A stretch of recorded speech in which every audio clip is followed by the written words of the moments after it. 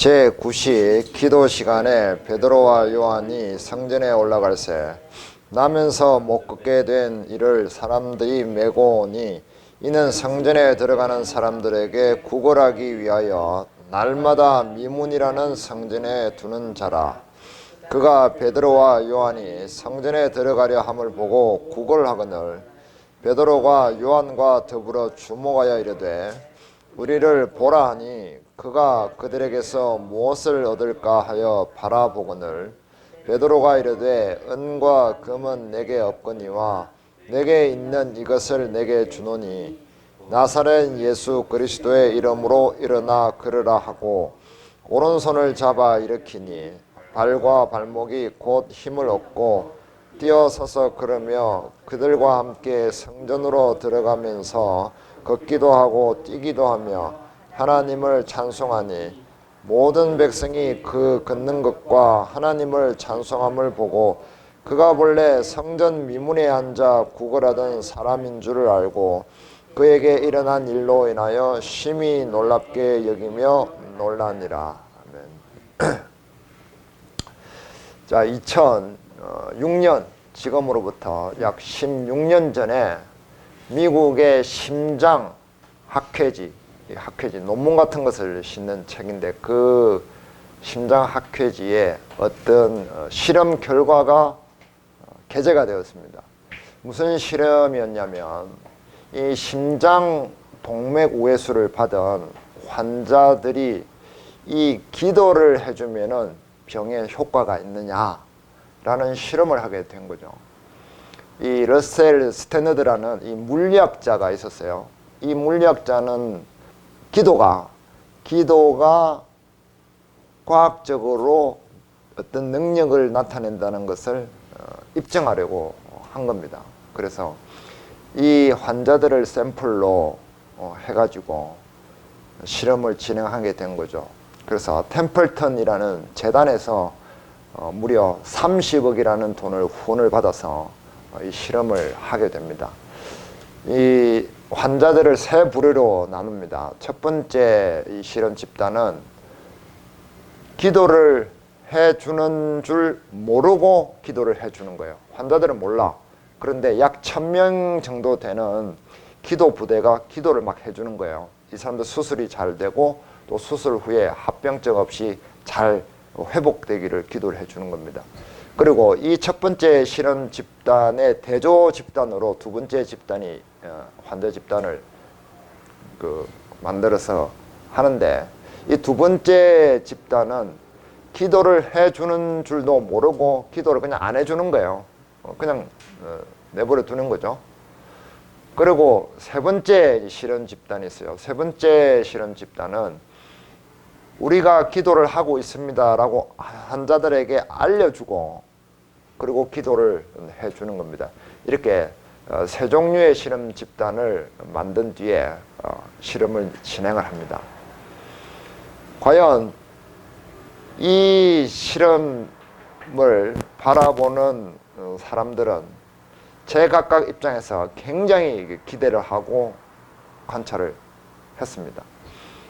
그래서 그 결과를 딱 받아보니까 이 실험을 주도했던 러셀 스테너드라는 이 박사는 굉장히 당황을 했습니다. 왜 그러냐면 첫 번째 집단, 기도를 해주는 줄 알리지 않고 기도를 해준 그 환자들과 그 대조 집단으로 기도를 해주지도 않고 기도하는 줄도 몰랐던 이런 실험이 되는 줄 당연히 몰랐겠죠. 이 대조 집단과 차이를 분석을 해보니까 기도를 해준 집단이 훨씬 더 상태가 좋은 것이 아니라 전혀 차이가 없었습니다.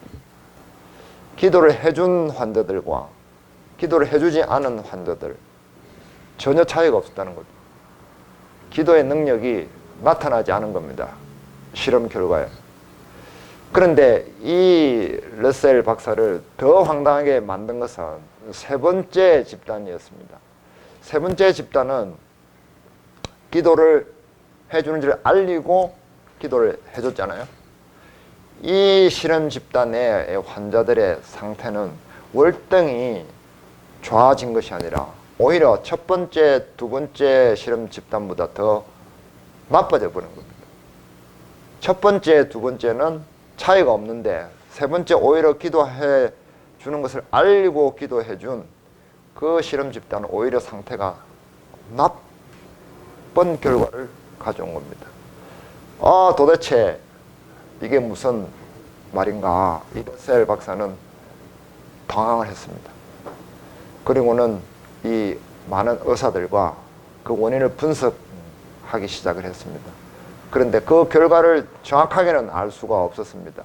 그 이유가 왜 그런지 정확하게는 알 수가 없었는데 추측컨대 의사들의 대부분의 의견은 뭐냐면, 소견은 뭐냐면, 이 사람들은, 많은 사람들이 자기를 위해서 기도해 준다는 것을 알았기 때문에 오히려 부담을 가지고 스트레스를 받았을 가능성이 많다.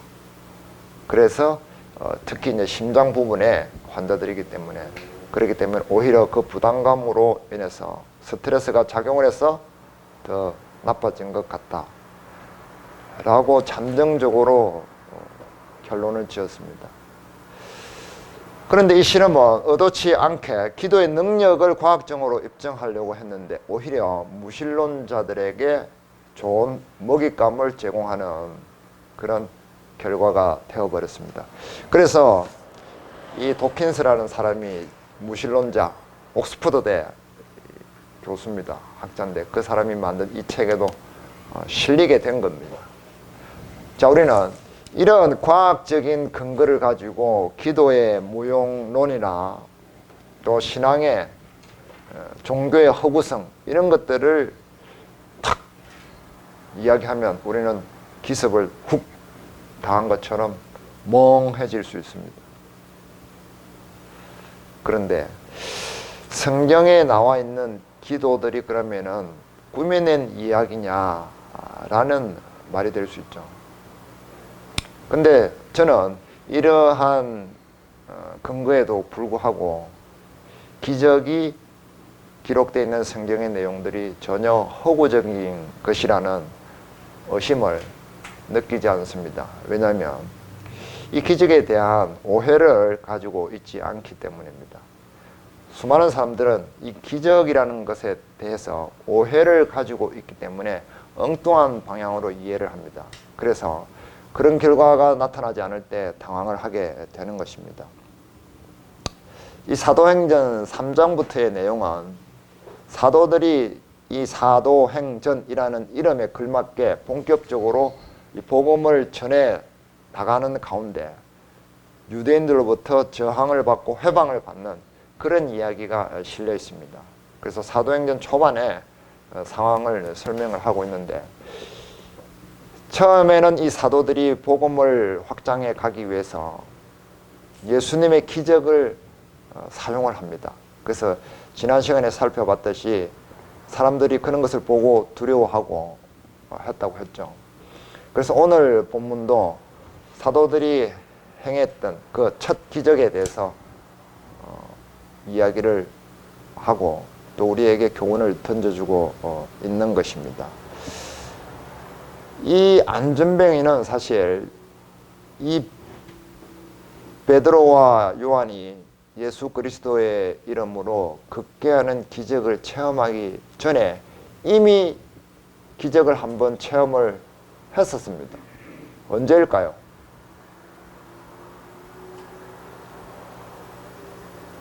그는 태어날 때 기적적으로 태어났습니다.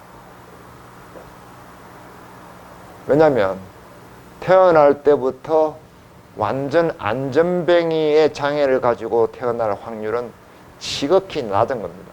그렇죠? 그런데 그런 낮은 확률을 뚫고 이 사람은 나면서부터 안전뱅이로 태어났다고 성경에 기록을 했죠. 2절에 보면 나옵니다. 나면서 못 걷게 된 이를. 이런 그 좋은 의미에서의 기적이 아니라 나쁜 의미에서의 기적, 이런 것들은 우리 삶 속에서 아주 잘 일어납니다. 그죠? 바라지도 않고 걱정하고 걱정하는 그런 부분들은 왠지 그렇게 잘 들어맞는지. 갑자기 아이들이 다니는 학교에서 전화가 걸려오죠. 아이가 다쳐서 병원에 갔다는 겁니다. 그 수많은 아이들 중에서 하필 내 아이가. 이것도 기적인 거예요. 그리고 어느 날 갑자기 한밤중에 고향에서 전화가 걸려옵니다. 갑자기 누군가가 돌아가셨다는 비보가 전해오죠. 그 수많은 시골의 많은 어른들 중에 하필 그날 밤 그런 일이 일어났을까? 그리고 잘 사귀고 있던 연인이 어느 날 갑자기 이별을 통보해 옵니다. 이런 일들은 우리 일상 가운데 늘상 일어나는 안 좋은 쪽에서의 기적과도 같은 일이죠. 우리는 그것을 바라지 않고 고대하지 않는데 잘 일어납니다. 우리가 그렇게 바라고 바라는 일들은 일어나지 않죠.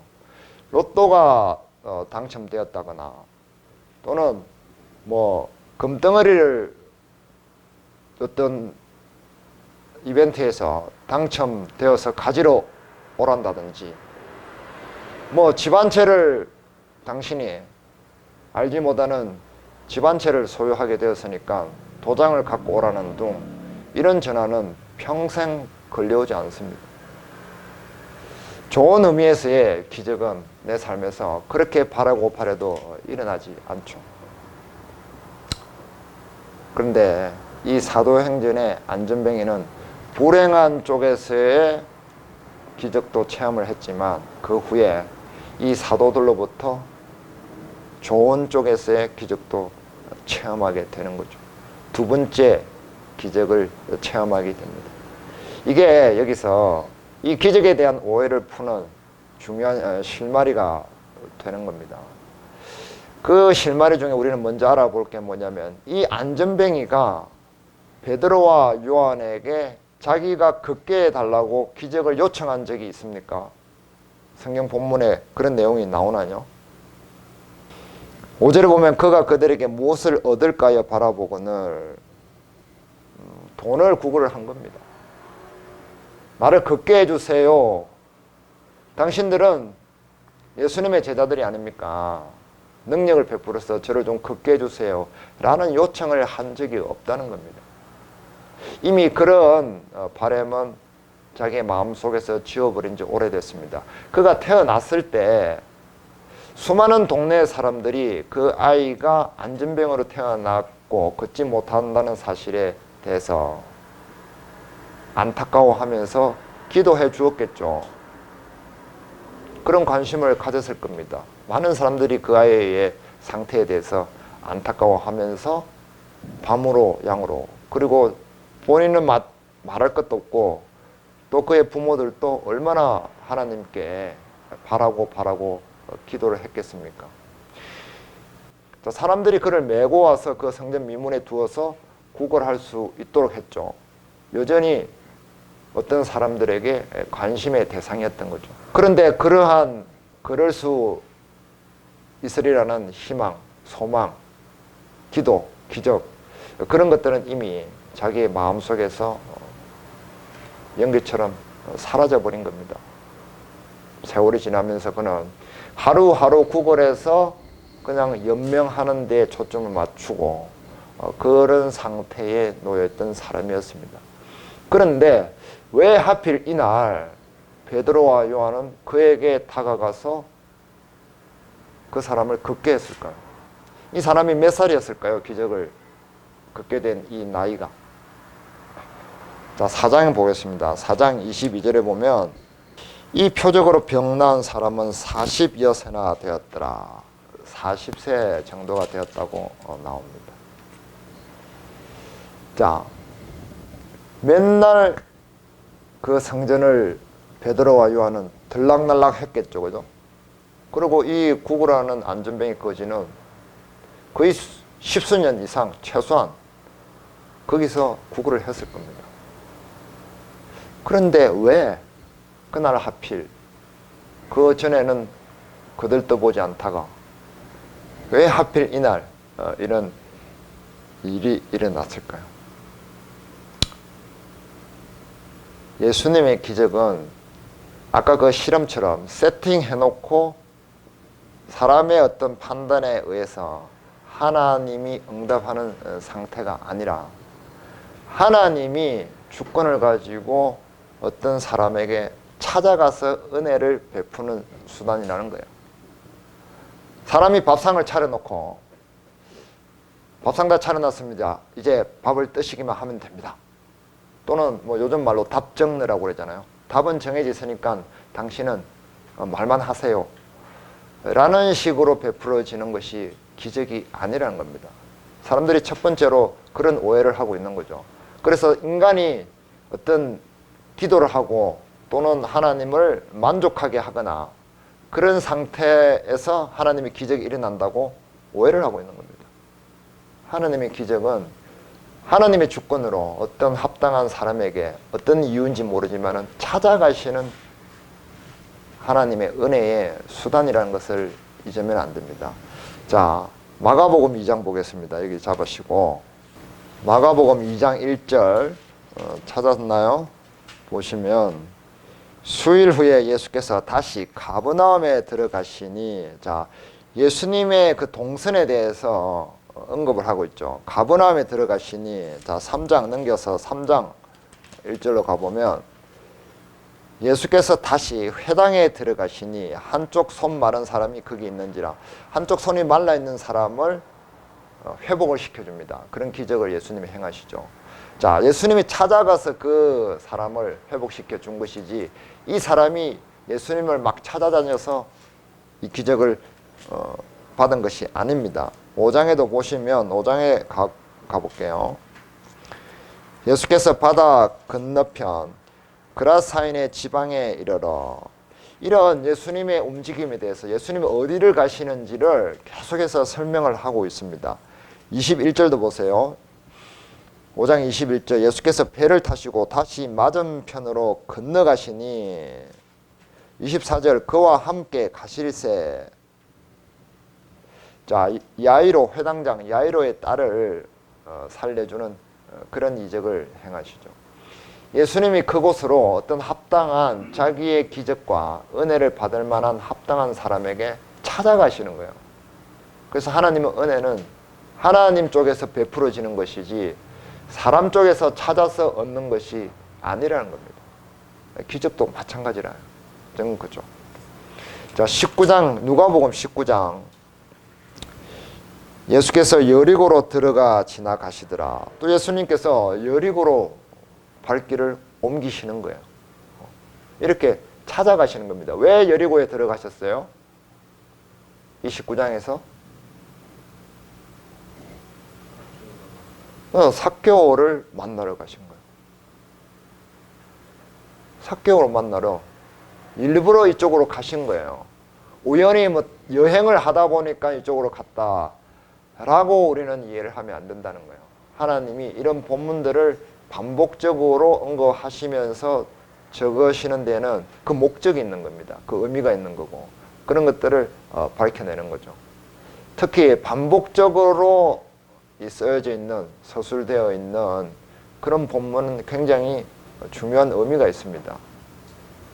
그래서 예수님께서 이 여리고에 들어가신 이유는 삭개오를 만나기 위해서 그런 것입니다. 삭개오를 찾아가서 그 죄인을 구원하시려고 하신 겁니다.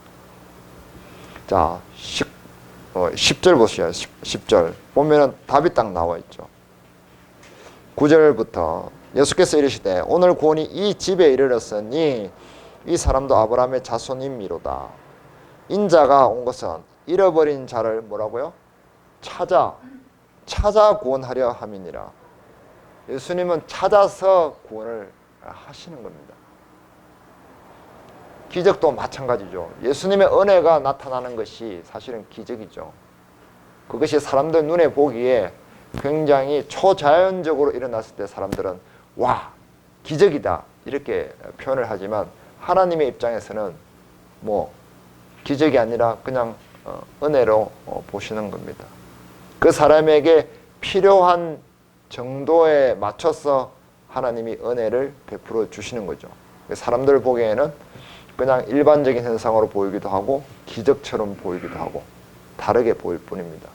자, 그래서 기적에 대한 첫 번째 오해는 뭐냐면, 기적은 사람의 입장에서 하나님에게 구한다고 해서 주어지는 것이 아니라 하나님 쪽에서 사람들에게 베푸시는 은혜의 수단이라는 겁니다. 자, 그러면 우리는 이러한 궁금증이 생길 겁니다. 그럼 우리는 기적을 다이아몬드 한 1000캐럿, 100캐럿 되는 다이아몬드처럼 과연 쳐다볼 수도 없고 만날 수도 없고 만질 수도 없는 그런 것인가? 사람의 입장에서는 그럼 아무것도 바라지도 못하는 그런 것인가? 라는 궁금증이 생길 수 있잖아요. 이것이 기적에 대한 또 더 중요한 포인트가 되는 겁니다. 자, 성경에 이 문제를 해결할 수 있는 그런 힌트가 있을까요? 없을까요? 있겠죠. 아까 잠깐 얘기를 했지만 이 사람이, 이 안전뱅이가 그럴 수 있게 된 나이가 몇 살이라고요? 40세. 이 성경에서 40이라는 숫자는 무엇을 의미합니까? 고난을 상징하죠. 고난. 그리고 이 고난뿐만 아니라 시험의 의미도 가지고 있는 거예요. 테스트, 시험. 그래서 모세는 이 미디안 광야에 가서 몇 년 동안 연단을 받습니까? 40년. 이게 하나님에게 시험을 받았다고, 테스트를 받고 연단을 받았다고 보는 거죠. 거기서 막 고난을 당하면서 막 견디고 이런 상황이 아닌 거죠. 자, 사울과 다윗과 솔로몬은 몇 년 동안 통치를 했습니까? 40년. 뭐냐면 40년 동안 네 스스로 이 세상을 다스려봐라. 인간의 힘으로 세상을 통치하고 이 백성들을 통치하고 또 너 자신을 통치하고 난 뒤에 그 가운데서 무엇을 발견할 수 있는지 하나님이 시험을 허락하신 겁니다. 그 가운데 사울은 어땠습니까? 성공했습니까? 실패했습니까? 실패자로 우리가 실패자의 표본이 되는 겁니다. 다윗은 성공의 케이스, 솔로몬은 약간 세모. 그리고 이러한 실험들은 결국에는 신약에 와서 예수님께서 사단에게 광야에 가셔서 40일 동안 시험을 받으시는 걸로 결과되어지는 거죠. 그래서 구약의 이러한 시험들은 예수님의 40일 시험의 예표들인 것입니다. 그 예수님은 그 시험을 통해서 정확한 답안지를 우리에게 던져주시는 거죠. 사실 이 사울은 하나님이 다윗을 통해서 그 답안지를 다 보여주는데도 불구하고 그 답안지를 찢어버리고 쓰레기통에 집어 넣어버린 사람입니다. 그죠? 사무엘상 한번 보겠습니다. 자, 1절 보면 사울이 블레셋 사람을 쫓다가 돌아오며 어떤 사람이 그에게 말하여 이르되 보소서 다윗이 엔게디 광야에 있더이다 하니 사울이 온 이스라엘에서 택한 사람 3,000명을 거느리고 다윗과 그의 사람을 찾으러 덜염소파이로 갈새 길가 양에 우리에 이른적 굴이 있는지라 사울이 뒤를 보러 들어가니라 다윗과 그의 사람들이 그 굴 깊은 곳에 있더니 사울이 다윗을 쫓아서 가는데 3,000명이나 데리고 죽이러 가는 겁니다. 10년 동안이나 쫓아다녔죠. 가는데 응가가 마려운 거예요. 그래서 굴이 하나 있어가지고 그 굴에 들어가서 응가를 보러 들어갔는데 사실 그 굴 깊숙한 곳에 다윗과 그의 부하들이 있었던 겁니다. 그래서 그 부하들이 사울 혼자 응가로 왔으니까 사울을 죽입시다 라고 다윗에게 얘기를 하죠. 그런데 4절 다윗의 사람들이 이르되 보소서 여호와께서 당신에게 이르시기를 내가 원수를 내 손에 넘기리니 내 생각에 좋은 대로 그에게 행하라 하시더니 이것이 그날이니이다 하니 다윗이 일어나서 사울의 겉옷자락을 가만히 베니라. 5절이 참 중요한 대목입니다. 그리한 후에 사울의 옷자락 뱀으로 말미암아 다윗의 마음이 찔려. 다윗의 마음이 드러나 있죠. 자, 또 넘겨봅시다. 자, 그래서 살려줍니다. 8절 보면 그 후에 다윗도 일어나 굴에서 나가 사울의 뒤에서 외쳐 이르되 내 주 왕이여 하며 사울이 돌아보는지라 다윗이 땅에 엎드려서 절을 하고 자기를 죽이러 오는 원수에게 엎드려서 절을 합니다. 자, 11절 내 아버지여 보소서 내 손에 있는 왕의 옷자락을 보소서 내가 왕을 죽이지 아니하고 그 돛자락만 베었은즉 내 손에 악이나 죄가가 없는 줄을 오늘 아실지니이다. 왕은 내 생명을 찾아 해하려 하시나 나는 왕에게 범죄한 일이 없나이다. 또 13절 옛 속담에 말하기를 악은 악인에게서 난다 하였으니 내 손이 왕을 해치지 아니하리이다. 내가 왕을 죽이는 악행을 하면은 곧 내가 악인이다 라는 증거가 됩니다. 그러므로 나는 악인이 아니라 하나님의 은혜를 받는 사람으로서 악을 행치 않았습니다 라고 얘기를 하는 거죠. 자, 그리고 14절 보면 더 웃깁니다. 이스라엘 왕이 누구를 따라 나왔으며 누구의 뒤를 쫓나이까? 죽은 개나 벼룩을 쫓음이니이다. 자기를 개나 벼룩으로 낮추는데 그게 앞에다가 형용사 하나를 더 붙이죠. 뭐라고 그래요? 죽은 개나 죽은 벼룩, 그렇게까지 낮추는 겁니다. 자, 그런 반면에 사울 한번 보세요. 16절 다윗이 사울에게 이같이 말하기를 마침에 사울이 이르되 내 아들 다윗아 이것이 내 목소리냐 하고 소리를 높여 울며 그게 반응을 합니다. 사울도 감동을 먹어서 울면서 이야기를 합니다. 다윗에게 이르되 나는 너를 학대하되 너는 나를 선다니 너는 나보다 어렵도다. 감동을 먹죠. 19절 사람이 그의 원수를 만나면 그를 평안히 가게 하겠느냐? 내가 오늘 내게 행한 일로 말미암아 여호와께서 내게 선으로 갚으시기를 원하노라 라고 얘기를 하죠. 그리고 21절에 가면 그런즉 너는 내 후손을 끊지 아니하며 내 아버지의 집에서 내 이름을 멸하지 아니할 것을 이제 여호와의 이름으로 내게 맹세하라 하니라. 다윗이 사울에게 맹세하매 사울은 집으로 돌아가고 다윗과 그의 사람들은 요새로 올라가니라. 자, 사울도 감동을 먹었습니다. 그래서 아이고 다윗아 미안하다. 너는 원수를 살려주는 그런 마음을 가졌구나. 네가 진짜 왕이다. 그러니 네가 왕이 되면 나중에 우리 자손들에게 좀 은혜를 베풀어 줄 수 있겠니? 다윗이 yes 대답을 합니다. 그 대답을 듣고 사울은 만족해서 돌아갑니다. 말은 잘 했어요. 잠시 생각도 거기에 머물렀어요. 감동도 먹었어요. 그럼 또 쫓아갑니다. 그렇게 10년을 쫓아다닙니다. 사울은 그렇게 해서 실패하게 된 거예요. 다윗을 통해서 하나님이 답안지를 보여주죠. 그런데 자꾸 실패하는 겁니다. 왜 이렇게 실패를 하게 됐을까요? 이것이 중요한 포인트라는 거예요. 왜 하나님의 은혜에서 자꾸 멀어지는 그런 행동을 사울은 하고 있는 걸까요? 18장에 보면 힌트가 있습니다.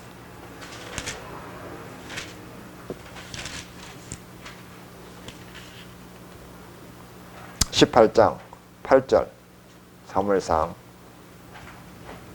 19절까지 함께 읽겠습니다. 사울이 그 말에 불쾌하여 심히 노하여 이르되 다윗에게는 만만을 돌리고 내게는 천천만 돌리니 그가 더 얻을 것이 나라 말고 무엇이냐 하고 그날 후로 사울이 다윗을 주목하였더라. 다윗이 군대 장관이 되어서 많은 전쟁에서 이기니까 여인들이 다윗을 칭송을 했죠. 다윗이 죽인 자는 만만이요 사울이 죽인 자는 천천이라고 하니까 사울이 거기서 빈정상했습니다. 그래서 저놈이 반역을 할 수 있겠군. 저놈을 죽여야 되겠다라고 마음을 먹죠. 자기 사위로 삼았지만 그것도 불안했습니다. 자기의 자리를 넘보고 자기를 죽일까봐 노심초사했습니다. 그러나 다윗의 마음은 우리가 조금 전에 알아봤지만 죄에 대해서 굉장히 민감하고 하나님의 법을 지키는데 굉장히 최적화되어 있는 그런 사람이었습니다.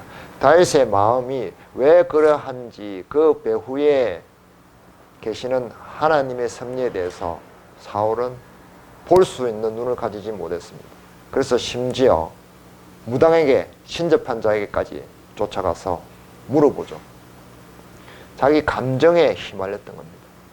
자기 감정의 소용돌이 속에서 헤어나지를 못하는 겁니다. 순간순간 감동도 먹고 고백도 하고 결심도 합니다. 그러나 막상 삶 속에 들어가면 자기 감정에 충실한 상태로 도로 돌아가 버린 겁니다. 그러니까 하나님께서 베풀어 주시는 은혜와 더욱이 기적이라는 것은 체험할 수가 없는 상태가 되는 겁니다. 그러나 다윗은 그러지 않았죠. 하나님이 보여주시는 그 답안지를 붙들고 살았던 사람입니다. 그렇기 때문에 한낱 목동이었던 그에게 하나님이 이스라엘의 왕으로 삼으시는 그런 기적을 얻을 수가 있었던 겁니다. 그는 자기 아버지 집안에서도 막둥이였고 주목을 받지 못했습니다. 전혀. 그런 상태에 있는 사람이었을 뿐이죠. 이 안전뱅이도 사람들에게 전혀 주목을 받지 못하고 그냥 그러려니 저기 거지가 있구나. 그래서 사람들이 한 푼 던져줄 수 있는 돈이 있으면 던져주고 그렇지 않으면 지나치는 그런 사람이었습니다. 그런데 베드로와 요한은 어느 날 갑자기 그를 주목을 했고 그에게 하나님의 예수님의 이름으로 기적을 베풀어 줍니다. 나사렛 예수 그리스도의 이름으로. 나사렛이라는 말은 별 예수님을 낮추어 부르는 말이죠. 사람들이 낮추는 그 예수 그리스도, 낮은 데 임하시는 그 예수 그리스도께서 너의 그 낮아져 있는 마음에 오셨다라는 의미입니다. 이 안전뱅이는 40년 동안 시험을 받았다고 볼 수 있죠. 우리는 추측을 할 수 있습니다.